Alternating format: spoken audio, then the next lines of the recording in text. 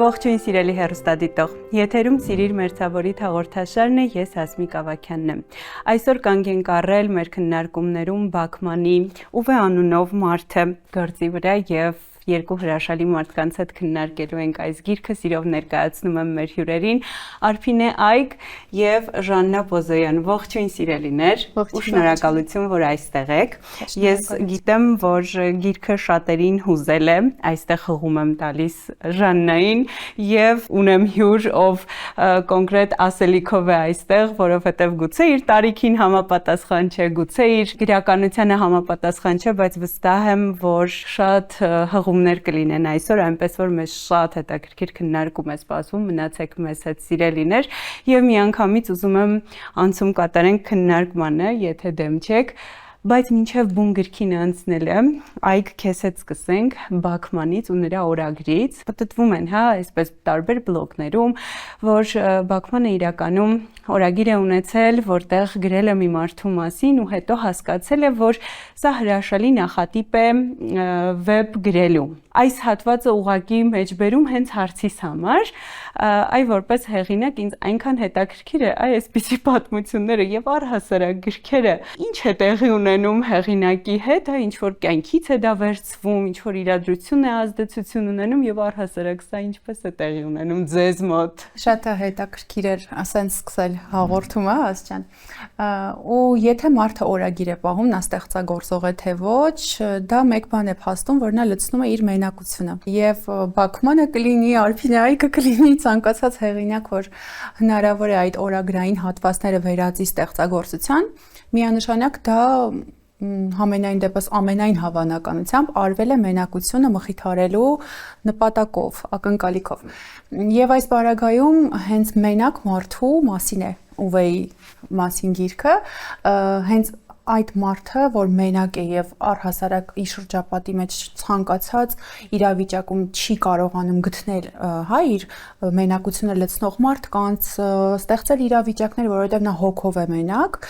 այդպիսի մարդիկ մեր կողքին բոլոր ժամանակներում ապրում են։ Եվ հենց Ուվեի սիմվոլը ամենաառաջինը հենց այդ մենակ մարդիկ են, ովքեր հենց մենակությունից կարող են չարանալ, թվալ ավելի կոպիտ, ցույց տալ, որ իրենք սիրո կարիք ընդհանրապես չունեն, բայց հենց այդ մարդիկ են ամենաշատը ուզում հասկացված լինել, սիրված լինել, եթե նույնիսկ հակառակն են գոռում։ Հետևաբար օրագիր պահելը ցանկացած մարդու համար, եթե նույնիսկ դա երբևէ չդառնա ոչ գիրք, ոչ ստեղծագործություն, ոչ ինչ-որ մեկ երկրորդ մարդ լինի, որ կարդա, դա փաստում է, որ մարդը լցրել է իր մենակությունը։ Զրուցելու, կիսվելու, միանշանակ, որովհետև հաճախ մենք լինում ենք միակ մարդը, ով մեզ կհասկանա, այսինքն մենք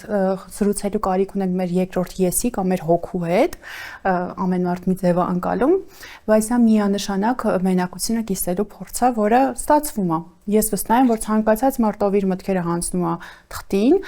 կամ այսօրվա դարում հեռախոսին ինչ որ գրառումներ է կատարում, դա օգնում է, եթե ոչ մենակ լսված լինելու, միանշանակ, որովհետև մարդը երբ իր մտքերը վերածում է կյանքա տալիս, հա, սկսում է գրել այդ տառերը, որ ինքը տեսնում է, գրված կարդում է իր մտքերը, դա նախ ինքնավերլուծությունն է շատ զարգացնում եւ բացի այդ տպավորությունն է ստեղծում, որ մարդը իր մտածածը կողքից է տեսնում եւ կողքից տեսնելու արդյունքում բնականաբար ընկալումը այդ երևույթի կամ տվյալ իրավիճակի, հոգեվիճակի մասին դեռ կարող է փոխվել։ Մարդը իրեն կարող է օգնել սեփական մտքերը վերածելով օրագրի, դա հրաշալի միջոց է հոգեբանորեն ինքդ քեզ աջակցելու։ Հրաշալի։ Ժաննա ջան, գանք գրքին, քեզ հետ միասին եւ մեր հերոսին, ով այգը հրաշալի արդեն մեզ համար հղում տվեց, հա, ինչ որ բողոքում են երբեմն, հա, հերոսները Բաքմանի եւ առհասարակ մենակ հերոսները բողոքում են եւ այլն, այ փորձենք մեր հերոսին մի քիչ վերլուծել ու հասկանալ ի վերջո այս մարդը ով էր եւ ինչ էր անում, որովհետեւ գուցե այստեղ ներկայացված է հենց 21-րդ դարին շատ մոտ մարդ, իսկ 21-րդ դարցի, ով կարող է բողոքել, փնթփնթալ, հարևաններին անհանգստացնել իր ցանկությունների եւ իր ամեն ինչի համար, բայց արի ու տես, որ ամեն դեպքում գրքում այս հերոսը շատ իրականում բարի ու շատ ավելի նուրբ հույզերով մարդ էր, կերպար էր։ Մի քիչ այս մասին զրուցենք։ Նախ Բաքմանին հենց այս գրքով եմ ծանոթացել ու ու շատ ուրախ եմ դրա կապակցությամբ ու ինձ թվում է, որ նախ կցանկանամ ավելի խորքային դիտարկել այս հարցը, քանի որ 21-րդ դարում, երբ մեզ թվում է, թե մենք անընդհատ շփման մեջ ենք, սոցցանցերը մեզ հնարավորություն են տալիս անընդհատ միմյանց հետ շփվել, սակայն մենք բոլորս կորցրել ենք այն թելը իրար հետ, անձնական շփման թելը, երբ մենք մեկը մյուսի կողքին նստած կշփվենք իրար հետ, մենք անգամ մեր ամենամտերիմների հետ տանը նստած օգտվում ենք մեր սմարթֆոններից ու միմյանց հետ շփումը կորել է։ Ու Ուվեն մի մարդ էր, ով չէր ընդունում այս ամենը, ում համար շատ ծանր էր, որ ինքը դուրս էր գալիս ու տեսնում էր, որ իր կանոններին, ընդհանուր կանոններին չհետևող մարդիկ կան։ Իր համար շատ դժվար էր պատկերացնել, որ եթե կանոնները պետությունում գրվել են, կան մարդիկ, ովքեր դրանց չեն հետևում, ու ինքը ուղղակի մարդ էր, ով փորձում էր ամեն կերպ, ամեն ինչ իր ճիշտ իդեալական ձևում պահել։ Ճիշտ է, ինքը շատ հաճախ քննադատվում էր ու իրեն չէին սիրում, բայց հաշվի առնենք, որ մարդիկ չեն սիրում կանոններին հետևել ու նորմալ էր, որ Ուվեին էլ չէին ընդունում իր պահ վիճակի համար։ Շատ լավ։ Այք շարունակենք այս թեման, որովհետև Ժաննան ասաց, հա սմարթֆոնները եւ այլն, այդ չհանդուրժելը այն իրականությունը, որը որ դու չես ուզում։ Ես գիտեմ, որ սա քեզ համար շատ հարազատ թեմա է, փորձենք հենց մեր հերոսի միջոցով մի քիչ այս մասին խոսել։ Ես Ուվեի համար մի բառ եմ ընտրել՝ կանոնամոլ, որովհետև առաջին հայացքից թվում է, որ նա ուզում է ենթարկվող լինել, բայց ոչ։ Նա հասկացել է, թե կանոնները պահպանելով մարդիկ որքան կարող են իրենց կյանքը ճիշտ դասավորել, ու նրա պատրաստակամությունը հետևել կանոններին, միշտ ամեն ինչ ավարտել, մինչև իսկ այն խստապահանջությամբ, որ նա պատրաստվում է մեռնել, բայց ինչքան կիսատ թողած գործ ունի, մինչև ամենավերջին դետալը ուզում է ավարտել ու ամենակարևորը ուզում է պետք լինել մարդկանց, այսինքն ինքը ինչ հոգեվիճակում էր, որ այդ պահին գտնվում է իր այդ դատարկությունը, այդ իր մենակությունը, ցավը, ամեն ինչ մի կողմ է դնում եւ հենց պետք լինելու կարիք կա, ինքը պետք է։ Ուվեն, որովհետեւ շատ սիրուն սիմվոլ է, որ այսօր մարդիկ պետքա անտարբերությունից մի փոքր հեռանան եւ մոտենան իրար, որովհետեւ մի փոքր ժպիտը, մի փոքր ժեստը, այդ պահին ինչ որ հարցը կամ հետաքրքրվելը մարդով կարող է մարդուն այնպիսի ծանր հոգեվիճակից փրկել, որ փրկողը նույնիսկ չպատկերացնի։ Ու Ուվեի օրինակով մենք տեսնում ենք, որ մարդը ինչքան էլ խստացած լինի իր կյանքի դժվարություններից, որքան էլ թվա չարացած, որքան էլ խիստ թվա, կոպիտ թվա, բայց այդ մարդու ներսում սիրտ է բաբախում, որը սիրո է սպասում։ Եվ Ուվեի օրինակով մենք տեսնում ենք ինչ գլոբալ փոփոխության է ենթարկվում նրա կյանքը, երբ սեր է, չէ՞, նա սկսում զգալ իր կնոջ հանդեպ, որովհետև նրա օրինակով մենք տեսնում ենք, որ սերը երբ էլ գա մարդու կյանքում, դառնում է փրկող։ Սերը փրկում է ցանկացած պահի, երբ կգա մարդու կյանքում։ Եվ մեզանից ամեն մեկը այն մարդն է, որ կարող է լինել այդ սերը տվողը նախ եւ առաջ, որովհետեւ Ուվեն այդ օրինակն է։ Նա իր այդ վատ տրամադրության հոգեվիճակի, ապրելու ցանկությունը կորցրած հոգեվիճակից նույնիսկ չի դադարում մարդկանց պետք լինել, սեր տալ, անհրաժեշտ լինել, այսինքն նրա սիմվոլը այնքան հագեցած է ցանկացած ժամանակի եւ տարիքի մարդու համար։ Ճիշտ է, հնարավոր է, որ արդեն դու հասուն ընթերցող որպես այս գրքին կարդալիս նայես այլ տեսանկյունից մի փոքր ձանձրույթ զգաս, քեզ թվա, որ դե սովորական բաներ են այստեղ պարզ գրված, բայց հենց այդ սովորական պարզ բաների մեջ է կյանքը։ Դրանք պետքա մենք չմոռանանք։ Ու այս գիրքը հենց ամեն իր էջով ուղղորդում է ընթերցողին չլինել անտարբեր։ Չէ՞ որ մենք հիմա ապրում ենք անտարբերություն կոչվող դարում եւ հենց այդ անտարբերությունից են օրորի շատանում դժբախտ թվացող մարդիկ, ովքեր կորցնում են ապրելու ցանկությունը, որևէ բան անելու ցանկությունը, բայց այսօր ես դու ու ցանկացած մարդ մեկ բառով կարա մյուսի կյանքում ճակատագրական փոփոխության պատճառ դառնալ։ Հիմա գուցե շատ sense խոսակցական, շատ կյանքի ու ժողովրդական արտահայտություն անեմ, որ բոլորս ենք անում ամեն րոպե գուցե ընկերների հետ, բայց պիտի ասեմ թողների ինձ հեռուստադիտողը, որ դե ձեզնից ինչ է գնում, մի քիչ բարի եղեք, էլի, մի քիչ օգնող, մի քիչ սիրող, իրականում ես անընդհատ այս տողը իմ կյանքում թելով տանում եմ, որովհետև ամեն րոպե փորձում ես անել ինչ կարող ես, տալ ինչ կարող ես եւ հենց դրա համար եմ այս հերոսին սիրել, որ կարծես թակի էլի բոլորի դուռը ասի մի հատ ձեր կողքերը նայեք։ Բաքմանը շատ հետաքրքիր ձևով է արտահայտում իր դժգոհությունը UV-ի սիմվոլով, որովհետև նա ոչ թե ցույց է տալիս, որ դժբախտությունը UV-ի հոգեվիճակն է, այլ որ UV-ի նման մարդկանց դադարել են լսել։ Այո։ Այսինքն, եթե այսօր մարդը ինտրովերտության է գնում, դա պատահական չէ միանշանակ, բայց թվում է, որ նրան հանգիստ թողնել է պետք, բայց ոչ։ Այս աշխարհում գոյություն չի կարող ունենալ մեկ հոգի, կապ չունի ազգությունը, սեռը, տարիքը, առհասարակ, ով ձգտի մնալ մենակ։ Հենց այն մարդը, ով խուսափում է բոլորից, ամենաշատը ինքը ունի սիրո եւ հասկացված լինելու կարիքը։ Դարաշրջանից վաղուց դուրս են եկել։ Հետո ուզում եմ նշել, որ նաեւ Ուվեն պետք է հասկանալ, թե ինչից էր ելնում իր բնավորությունը, այսինքն ինչ էր կատարվել իր կյանքում, ինչը իրեն դրթել էր այդպես փակված, այդպես միայնակ իրեն զգալուն ու փակագծեր չեմ ուզում բացեմ, որպեսզի հեռուստադիտողն էլ կարդա գիրքը ու ինքնուրույն փորձի վերլուծել գիրքը, բայց Ուվեն ուներ պատճառ, ինչի համար ինքը այդպես փակվել էր ու Ուվեն բացի այն, որ նկարագրվում էր, մարդիկ իրեն տեսնում էին որպես չար, ինչ որ տենց կանոնավոր մարդու, ով փակված էր իր մեջ, ինքը նաև ուներ շատ մեծ սեր, որը գրքի ընթացքում շատ բազում տեղերում է նկարագրվում, երբ հարևաններն են գալիս, երբ Կատվիկինը իր տուն թողնում, շատ տեղեր։ Իրականում այո, շատ տեղերում երևում է ինչքան դրական ու սիրով մարդ։ Այսինքն իրեն պետք էր մի կայծ, որով ինքը կարողանար իր մեջի այդ կրակը վառել ու ցույց տալ, թե իրականում ինքը ով էր ու իրականում ով էր ուզում լինել։ Եվ հենց քեզ հետ էլ շարունակենք թեման, ես գիտեմ, որ գիրքը արդեն խոսեցինք այդ մասին, որ հուզել է քեզ շատ կերպարը սրտիդ այսպես սեղմվել է։ Այ եթե փորձենք բացահայտել, թե ինչ կարելի է գտնել առանց սցենարին մոտենալու, ինչպես արդեն դու ես անում, թե ինչ կարելի է գտնել այս գրքում, ինչ արժեքներ կամ գուցե ինչ հղումներ, հաղորդագրություններ, որ հեղինակը մեզ տալիս է։ Նախ առաջին այն, որ պետք է նկատել քո շուրջ գտնվող մարդկանց ու լինել նրբանկատ, լինել սիրով, թույլ չտալ, որ եթե մարդը կործանվում է, թույլ չտալ իրեն կործանվել, այլ ձեռք մեկնել ու օգնել իրեն հաղթահարել իր առջև դրված դժվարությունները ու երկրորդ կարևոր միտքը այդ կենդանիների հետ էր իմ համար կապված, որովհետև ինքս էլ կենդանասեր լինելով Բաքմանը շատ գեղեցիկ է նկարագրում Ուվեի ու Կատվի հարաբերությունները ու ինքը ցույց է տալիս, թե այդ չար պապիկը, ճակերտների մեջ չար պապիկը, ինչ սիրով, ինչ քնքշությամբ էր վերաբերվում այդ փոքրիկ Կատվին, ում առաջին հայացքից ուղղակի տանել չէր կարողանում, բայց Կատուն ինչքան համար գտնվեց ու մտավ Ուվեի կյանք ու նույնիսկ կարելի ասել փոխեց, այո, նաև կենդանասիրություն, որովհետև կենդանուն սիրող մարդը չի կարող վատը լինել։ Իրականում ես հուսով եմ։ Ամեն դեպքում մեր օրերում վստահ չեն կարող լինել, ամեն ինչ շատ երերուն է դարձել։ Այ խոսեցինք հասուն ընթերցողի համար ինչ անկյուններ կարող են լինել եւ այլն, ուզում եմ մի փոքր խոսենք այն մասին, թե ըստ քեզ ինչ տարիքի ընթերցողի համար է սա հատկապես կամ գուցե տարիքը այնքան կապ չունի, ինչ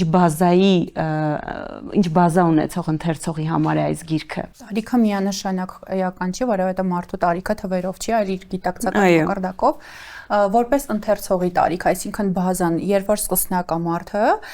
եւ ուզում է սկսել լավ գրականություն կարդալուց, սա հրաշալի տարբերակ է, որովհետեւ մի գիրք, որը կարող է քեզ միաժամանակ լացացնել եւ ծիծաղեցնել, դա ուրեմն լավ գրականություն է։ Հետեւաբար շատ լավ հիմք կարա լինի այս գրքով սկսել, որպես սկսնակ ընթերցող այս գիրքը դարձնել ֆավորիտներից, որովհետեւ գիրքը միանշանակ հետ հիշեցնելու է ամենակարևոր բաների մասին, որը մենք ամեն օր ենք մոռանում ցավոք, որովհետեւ բոլոր պայմանները ստեղծված են, որ մենք մոռանանք ուրիշների մասին, բայց չէ որ հենց գրքում բացի Ուվեից հենց իրեն շրջապատող այդ հարևանների համառությունը այնքան վառ օրինակ կարա լինի ընթերցողի համար, որ համառորեն պետք է մարդիկ իրար կողք լինեն, որովհետեւ այսօր ամեն ինչ արել են, որ մեզ բաժանեն, ու ձևավորվող ընթերցողը դա կարող է լինել 15 տարեկան երեխան, նույնիսկ 30 տարեկան հասուն մարդը, բայց սկսնակ ընթերցողի համար հրաշալի տարբերակ է լավ գրականություն կարդալու այս գիրքը։ Այսինքն նույնիսկ չվախենան չափից։ Չոքը չեն արագ կարդացում, ուվեն հենց այն գիրքն է, որ շատ հետաքրքիր ատմոսֆերա ունի, ոնց որ տպավորություն լինի, որ դու սենց ինչ որ փայտից տնակում ես այդ գիրքը կարդալու, սենց ճտոցն ես լսում կրակի, անուշ թեյի բույր է գալիս ու դու սենց այնքան կոմֆորտ ես գրքում քեզ զգում, որ ուզում ես էջերը թերթես ու ոչ թե ուղղակի մի օր մի քիչ կարդաս, մի քանի օր հետո մի քիչ կարդաս, այլ ընդհանուր առմամբ այս պատմությունը ընկալես ամբողջությամբ եւ առանց ժամանակ կորցնելու։ Դրա համար, չգիտեմ, շատ սիրուն գրքերից է ու նաեւ թեթև է կարդացվում, այսինքն այն մարդիկ, ովքեր ուզում են գրականությանը մոտենալ, դառնալ ավելի գրքասեր եւ այլն, սա հրաշալի հնարավորություն է։ Ես մի հավելում եմ ուզում եմ անել, քանի որ սա ժամանակակից գրականություն է ու մենք գիտենք թե ինչ մեծ կարծրատիպեր են դրված ժամանակակից գրականության վրա ու շատերը նույնիսկ շատերին թվում է որ ժամանակակից գրականություն չկա կամ եղածն էլ ոչինչ է, սա բացառիկ երևույթ է ցույց տալու որ ժամանակակից գրականություն կա ու շատ հաճախ նույնիսկ ավելին է, քան ժամանակակից գրականությունը։ Այն ժամանակակից գրականությունը, որը շատ հաճախ պատկերացնում են, այո, եւ այ շատ հետաքրքիր էր, մոտավոր մի այսպիսի հարց էի ուզում տալ, որին արդեն դու մոտեցար, Ժաննա ջան։ Այ կարող են նույնիսկ լինել շատ հին գրքեր, որոնք այսօրվա մասին լինեն, եւ կարող են լինել ժամանակակից հեղինակներ, ովքեր շատ հին երևույթների, կանդրադառնան, ուզում եմ մի քիչ խոսել մեր ժամանակի մեջ, մեր ժամանակում գրող հեղինակից, որովհետև կարծես հենց ժամանակի խնդիրներն է, չէ՞, մեզ համար վերհանել այս գրքով Բաքմանը։ Կարծում եմ դա շատ բարդ երևույթ է գրել ժամանակում ժամանակի մասին, որովհետև դու այստեղ շատ խնդիրների ես բախվում ես մարդկանց, ովքեր միգուցե չեն կիսում քո տեսակետը ու այդ մեծ դժվարություն է հեղինակի համար հանդիսանում, բայց ես կարծում եմ, որ Բաքմանը հաղթարել է իր առջև դրված խնդիրը, որովհետև Բաքմանը ոչ թե իր կարծիքը իր տեսակետն է փորձել մեզ ցույց տա ու մեզ ապացուցի, որ այդ ճիշտ է, այլ ինքը փորձել է այն ձևով հոգեբանորեն այնպես մոտենալ այդ խնդրին, որ մենք հասկանանք, որ իրոք խնդիրը կա, այսինքն ինքը տարբեր ուղիներով մեզ հասկացնում է, թե ինչ կարևոր է մարդու կողքին լինել, ինչ կարևոր է աջակցել, այդ խնդիրները բոլոր ինքը թվարկում է ու մենք տեսնում ենք, որ իրոք մենք իր ուվեի կերպարում, հենց օրինակ ես իմ շուրջը գտնվող տարբեր մարդկանց պատկերացնում եմ, որ իրենք ցույց են տալիս, որ իրենք սառն են, բայց իրականում իրենք այդ սիրո կարիքը ունեն, այսինքն շատ հեշտ է գրել մի բանի մասին, որը տարիներ առաջ է եղել ու իր ճշմարտացիության վրա դժվար է, էլի ապացուցել ճշմարտացիությունը, բայց երբ դու գրում ես քո օրերի մասին, դա ավելի բարդ է, բայց ավելի կարևոր, որովհետև անցյալը անցել է, իսկ ներկան դու պետք է ձևավորես ավելի ճիշտ։ Ի վերջո գիրքը մարդ մնալու մասին է, իսկ մարդ մնալու պայքարը բոլոր ժամանակների մարդու համար է։ Սա է ուզում լսել, շնորհակալ եմ։ Եվ գանք արդեն ձեր հույզերին, որովհետև վստահ եմ հեռուստադիտողը շատ լսեց այս մասին, վստահ եմ կհետաքրքրի վերջո ինչ հույզեր են ապրելու այս գրքից, հատկապես սկսնակ ընթերցողներին, մի քիչ կիսվիր մեզ հետ, եթե կարելի է, ու հեռուստադիտողի հետ մենք լսեցինք։ Անկեղծ ասած շատ դժվար է ինձ հուզելը, այն էլ գրքով հուզելը, գոնե ֆիլմը դիտելուց երբ դու տեսնում ես, քեզ հուզում է, բայց երբ դու կարդում ես, չնայած որ ես ավելի մի քիչ երևակայությունը նախ պետք է քեզ օգնի եւ հետո կարդալուց ինչքան էլ որ կարդալը իմ կարծիքով ավելի հետաքրքիր է, քան ֆիլմ դիտել ուրիշի մտահղացումը, ուրիշի պատկերացումը, բայց ուվենեն բացառիկ գրքերից էր, որը ինձ իրոք հուզել է, այնքան է հուզել, որ իմ սոցհարթակում էլ կիսվել եմ հոլովակով դրա մասին ու ինձ թվում է, որ սա գիրքը կարծես հոգեբանի հետ սեանս լիներ ու ինձ ավելի շատ այդ հուզեց, որ ես ոնց որ ուվեի հետ ապրեի իր բոլոր ապրումները ու գայի ինչ-որ եզրահանգման, այսինքն ինքը ունի ճիշտ սկիզբ ու ճիշտ վերջ, ճիշտ ավարտ, ոնց հոգեբանի, լավ հոգեբանի հետ աշխատելուց է լինում, այսինքն դու սեանսի ժամանակ խոսում ես ու վերջում ինչ-որ արդյունք ես ունենում, նույնը գիրքը եղավ ու արդյունքը իմ հուզվելն էր, որը էմոցիաներ իմ մեջ արթնացրեց։ Այ Գիտեմ, որ քեզ առավել բարդ է հուզելը։ Ու հատկապես որպես դասական գրականություն կարդացող մարդ, մոլի, իմ համար դասականից այն կողմ անցնելը շատ բարդ է։ Այս գիրքը չեմ թաքցնի, որ իմ բազան ունեցող մարդուն հնարավոր է ձանձրույթ պատճառի որոշ էջերի, դա թող ընթերցողը իմանա, որովհետև մեր հեռուստադիտողների մեջ կլինեն մարդիկ, ովքեր բավականին լուրջ ընթերցողներ են արդեն, հնարավոր է ձանձրույց գալը, հնարավոր է, բայց նորից եմ կրկնում, որ այս գիրքը որպես ժամանակակից գրականություն, լավ գրականություն, հաստատ արժե վերցնել, որովհետև ի տարբերություն դասական գրականության ինքը ավելի մատչելի է մատուցած եւ իսկապես հնարավոր է մարդը կարդացած լինի ծանր գրականություն եւ սա վերցնի որպես շատ հաճելի ընդմիջում։ Շատ լավ, շնորհակալ եմ։ Ես ավարտից առաջ մի հարց եկավ մտքից, չգիտեմ ինչու հենց այս գրքի մասին եկավ, այսպիսի հարց եղել է Սիրիր Մերձավորետի առաջին թողարկմանը, առաջին եթերաշրջանի, հիմա նորից եկավ այս հարցը, ինչ գույն ուներ այս գիրքը։ Ինձ համար երևի թե կանաչ էր։ Իսկ ինձ համար հենց քո պիջակի գույնին։ Վարդագույն ակնոցն եմ պատասխանում։ Իրականում, որովհետև գույները շատ են այս գրքի մեջ, որովհետև գույները ասոցացնում ես էմոցիաների հետ, որ ապրում ա ուվեն, հա, ամեն էջի հետ, իր հիշողությունների հետ, եւ այս գրքի հիման վրա նաեւ նկարահանված մուլտը, չէ՞ կա, եւ այդ մուլտի այն կադրը փուչիկներով տունը ես ամբողջ ընթացքում այդ պատկերը հենց իմ շուրջ պտտվում էր ու իսկապես հենց այդ գունավոր այդ փուչիկների այդ բարությունն է շնչող գույների գաման ամբողջությամբ գրքում կա։ Ես հագնվել եմ այսօր ուվեի շատ համապատասխան